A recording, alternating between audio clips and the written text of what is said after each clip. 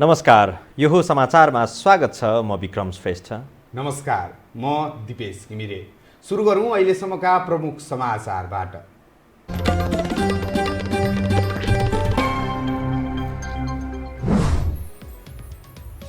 नेपालगञ्जमा आज थप 7 जनामा कोरोना पुष्टि। देशभर 18 प्रयोगशालाबाट हुन थाल्यो परीक्षण।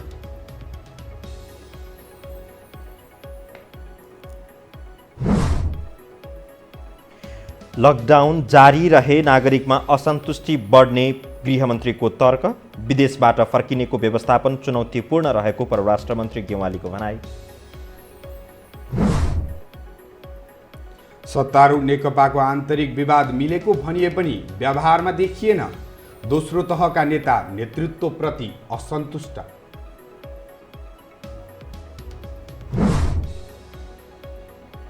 अर्थतन्त्रमा रहेको असमानता सुधार गर्न राष्ट्र बैंकलाई पूर्व अर्थमन्त्रीको आग्रह। रोजगारीमूलक क्षेत्रमा लगानी बढाउन सुझाव।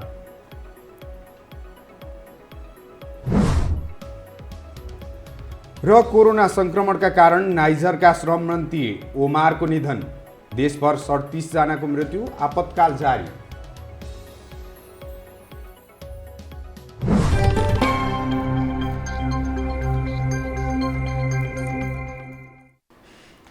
अब समाचार विस्तारमा। बाँकीको नेपालगञ्जमा आज थप 7 जनामा कोरोना संक्रमण भेटिएको छ। भेरी अस्पताल नेपालगञ्जको प्रयोगशालामा भएको परीक्षणमा 9 वर्षीय बालिका सहित 7 जनामा कोरोना संक्रमण पुष्टि भएको हो। स्वास्थ्य तथा जनसङ्ख्या मन्त्रालयका प्रवक्ता डाक्टर विकास देवकोटाले उनी सहित 32, 34 र 55 वर्षीय महिला संक्रमित भएको जानकारी दिनुभयो। यस्तै 22, 30 र 40 वर्षका पुरुषमा पनि कोरोना पोजिटिभ देखिएको छ। प्रवक्ता देवकोटाले शरीरमा मदिरा सेवन गर्दैमा कोरोना संक्रमणबाट जोगिने कुरा भ्रम भएको बताउनुभयो। उहाँले मदिरा सेवनबाट शरीरमा रोग प्रतिरोधात्मक शक्ति क्षीण भई समस्या आउनेतर्फ सचेत रहन पनि आग्रह गर्नुभएको छ। मन्त्रालयका अनुसार अहिलेसम्म पिसिआर विधिबाट 13,850 जना र आरडिटी विधिबाट 52,227 जनाको परीक्षण गरिएको छ। देशभर 18 प्रयोगशालाबाट पिसिआर विधिबाट नमुना परीक्षण सुरु भएको पनि जनाइएको छ।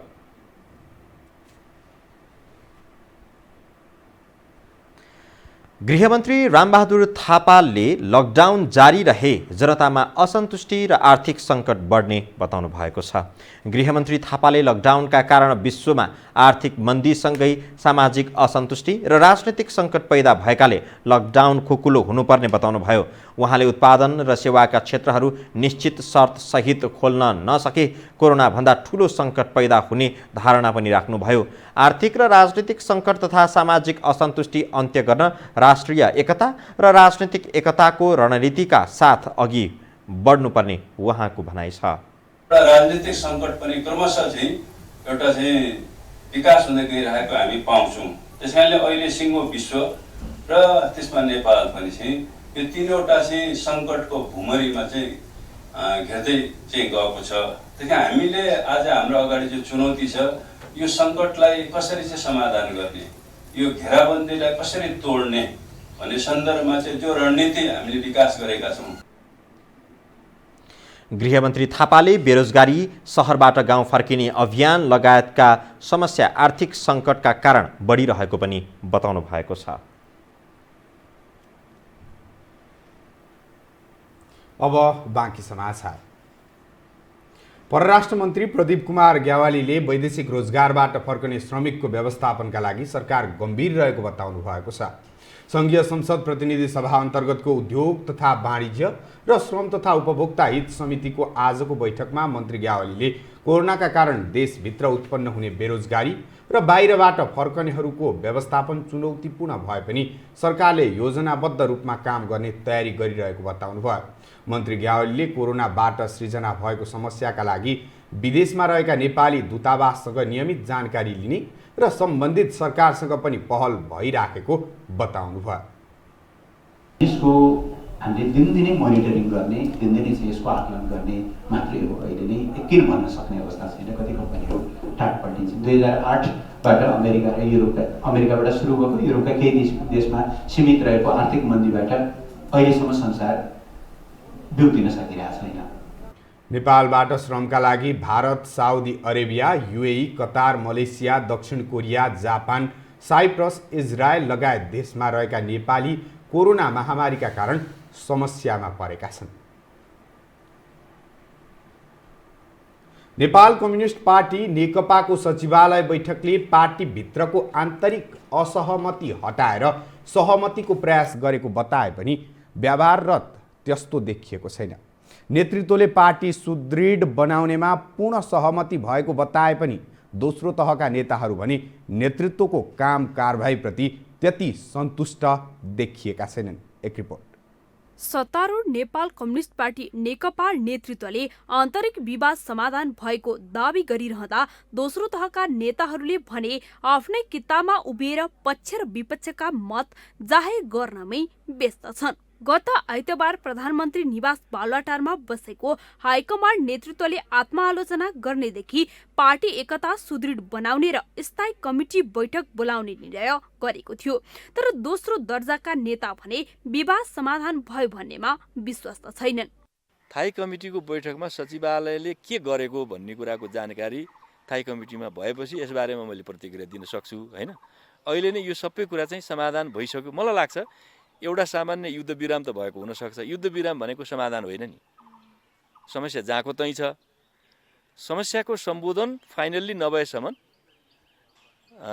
गरिएको सम्झौता चाहिँ त्यो दीर्घकालीन हुँदैन। त्यसबाले यसको जरोमा गएर यस समस्याको के हो सोलुसन भन्ने कुरा गएपछि मलाई लाग्छ सोलुसन हुन सक्छ।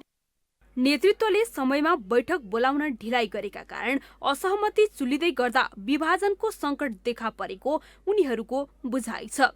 तर गत हप्ता बसेको सचिवालयले छुट्टा छुट्टै भेला नगर्ने सहमति गरे पनि नेताहरूले गुटगत भेला बोलाएर छलफल गर्न भने छाडेका छैनन्।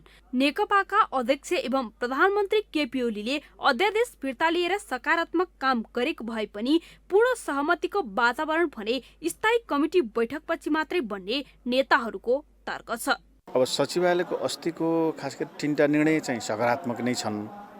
अध्यादेश फिर्ता लिने कुरा, त्यसपछि स्थायी समितिको बैठक बोलाउने कुरा र हामीले सुने अनुसार प्रधानमन्त्रीबाट नै कतिपय कमी कमजोरी भए र उहाँले नै प्रस्ताव गरेर अरू साथीहरूबाट दोस्रो अध्यक्ष वरिष्ठ नेताहरूबाट पनि भएका कमी कमजोरी सच्याएर पार्टीलाई एक ढिका बनाएर लिएर जाउँ भन्ने कुरा जुन छलफल भएको छ त्यसलाई जग मानियो भनेदेखि यी सकारात्मक छ।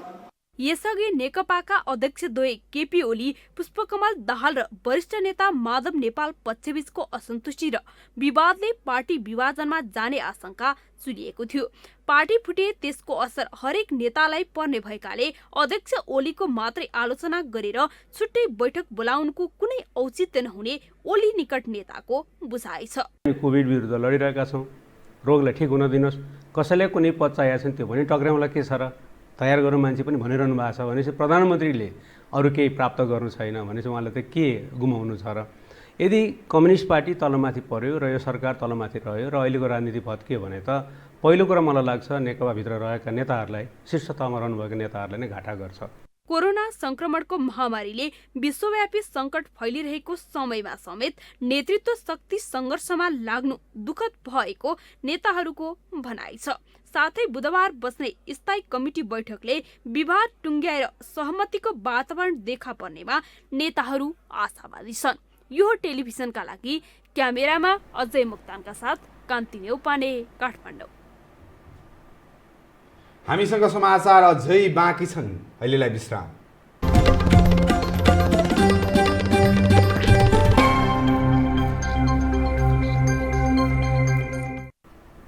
विश्रामपछि पुनः स्वागत छ। अब बाँकी समाचार।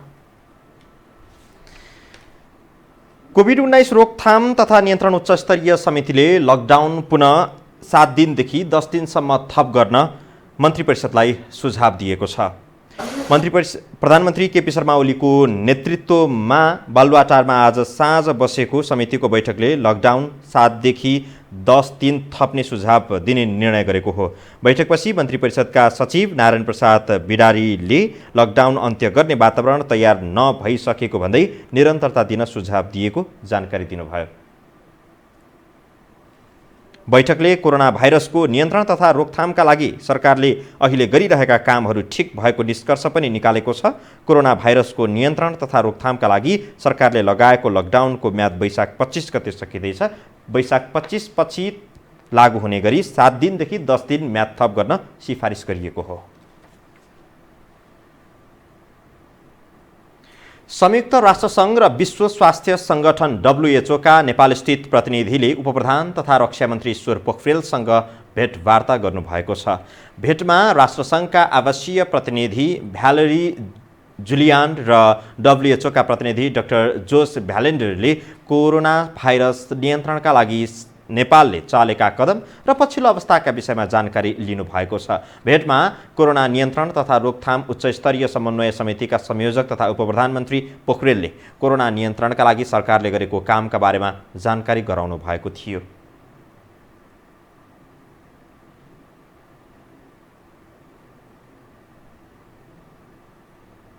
यो क्वारेन्टाइनमा अहिले रहेका नेपालीहरूको स्थिति के कस्तो छ र देशभित्र विभिन्न क्षेत्रमा यो अहिले लकडाउनको कारणले यो अत्यावश्यक सामानहरूको चाहिँ नि वितरण त्यसको उपलब्धताको स्थिति के छ, त्यसलाई आगामी दिनमा अझ थप सहजीकरण गर्दै जान के गर्न सकिन्छ लगायतका विषयहरूमा पनि जिज्ञासा राख्नुभएको थियो। र त्यसमा माननीय प्रधानमन्त्रीजीले यो प्रदेश सरकार, स्थानीय तहको सरकार सबैसँग उच्चस्तरीय समन्वय मिलाएर र यो नेपाली जनतालाई सकेसम्म लकडाउनबाट चाहिँ नि धेरै दुःख नहोस्। भेटमा उनीहरूले कोरोना नियन्त्रणका लागि नेपाललाई आवश्यक सहयोग गर्ने बताएका छन्। राष्ट्रसङ्घ र WHO का प्रतिनिधिले क्वारेन्टाइनमा रहेका महिला र बालबालिकालाई व्यवस्थित राख्न र सकेसम्म होम क्वारेन्टाइनमै राख्न सरकारलाई सुझाव दिएका छन्।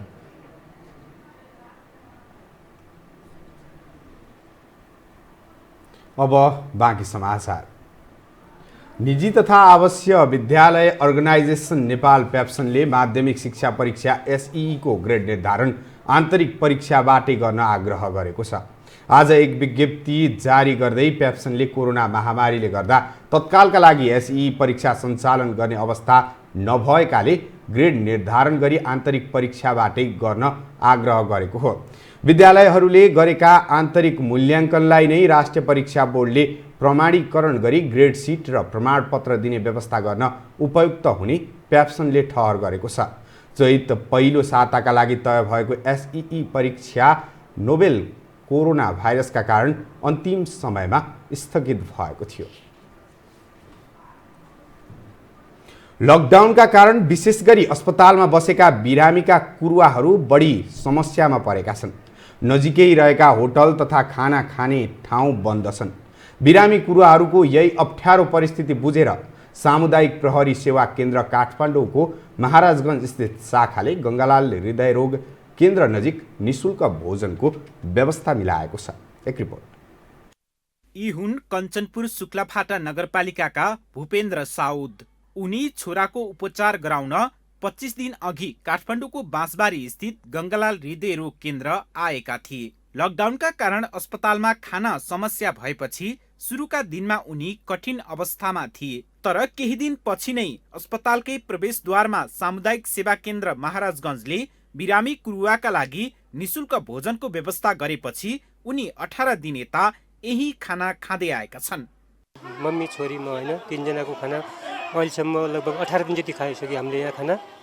एक हप्ता जति मैले भित्र क्यान्टिनमा खाएँ, त्यसपछि यहाँ खाना सुरुमा बिरामी कुरुवालाई मात्र लक्ष्य गरिएको यो अभियानमा अहिले समस्यामा परेका जो कोहीलाई पनि खाना खुवाउन थालिएको छ।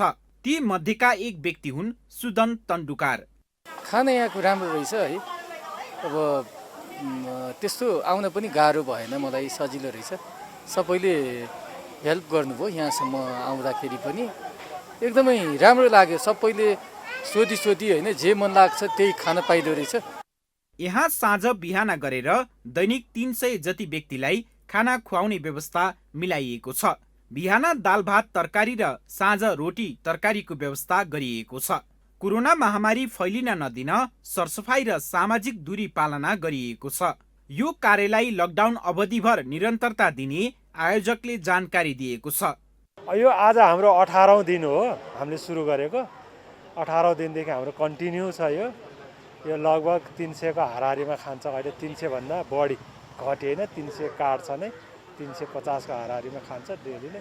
अब हामीले यो नेपाल सरकारको लकडाउनभरि चाहिँ हाम्रो कन्टिन्यू गर्छौँ हामीले। केन्द्रको अभियानमा अहिले धेरै दाता पनि थपिएका छन्। यो अभियानमा नेपाल प्रहरीले समेत सहयोग गरिरहेको केन्द्रले जानकारी दिएको छ। क्यामेरामा अजय मोक्तानको साथमा सम्वेक बस्नेत, काठमाडौँ। अब आर्थिक समाचारको पालो।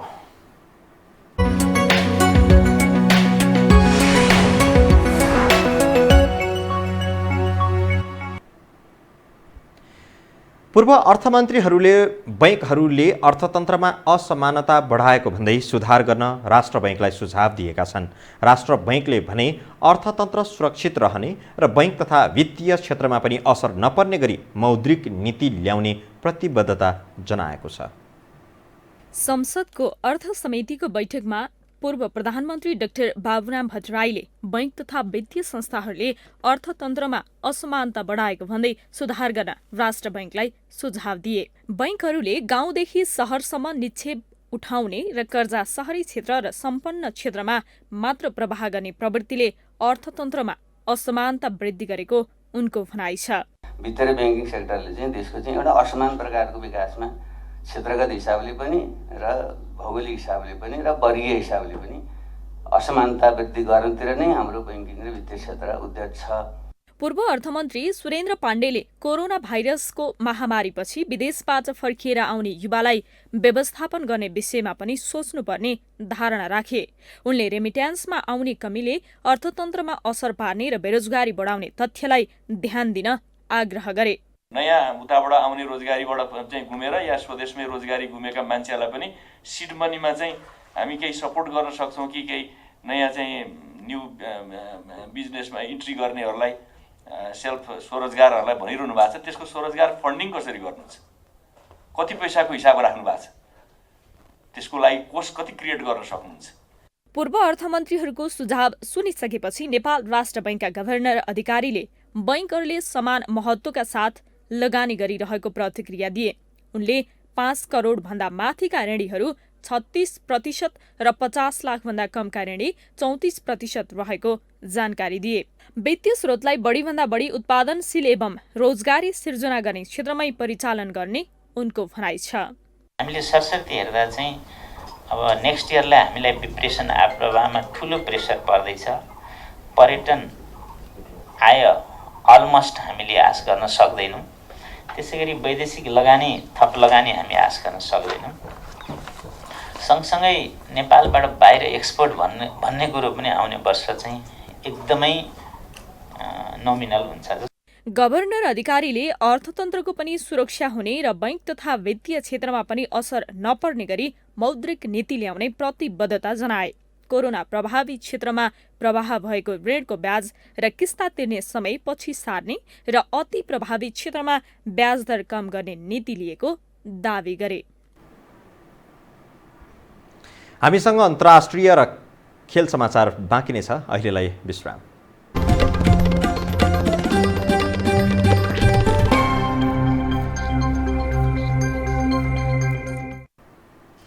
विश्रामपछि स्वागत छ। अब अन्तर्राष्ट्रिय समाचारको पालो।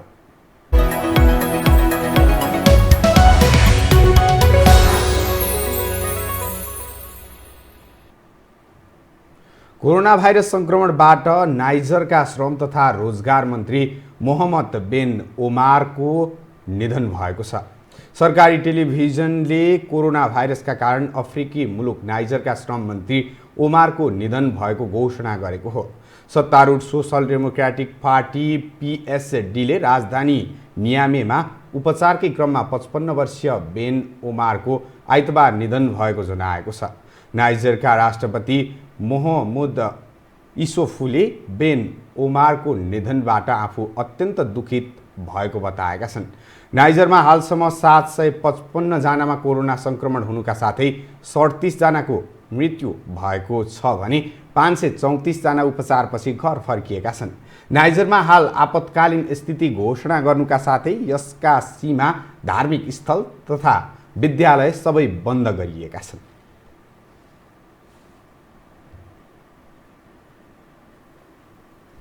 अन्तर्राष्ट्रिय समाचारसँगै हामी यो समाचारको अन्त्यमा आइपुगेका छौँ। जाँदा जाँदै प्रमुख समाचार पुनः एकपटक।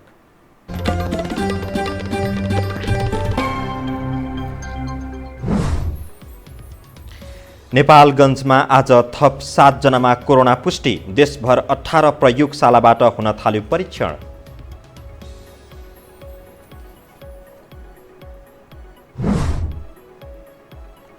लकडाउन जारी रहे नागरिकमा असन्तुष्टि बढ्ने गृहमन्त्रीको तर्क। विदेशबाट फर्कनेको व्यवस्थापन चुनौतीपूर्ण रहेको परराष्ट्र मन्त्रीको भनाइ। सत्तारूढ नेकपाको आन्तरिक विवाद मिलेको भनिए पनि व्यवहारमा देखिएन। दोस्रो तहका नेता नेतृत्वप्रति असन्तुष्ट।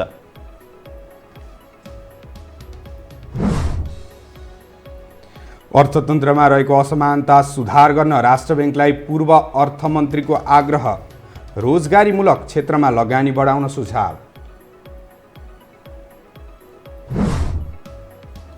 र कोरोना संक्रमणका कारण नाइजरका श्रम मन्त्री ओमारको निधन। देशभर 37 जनाको मृत्यु। आपतकाल जारी।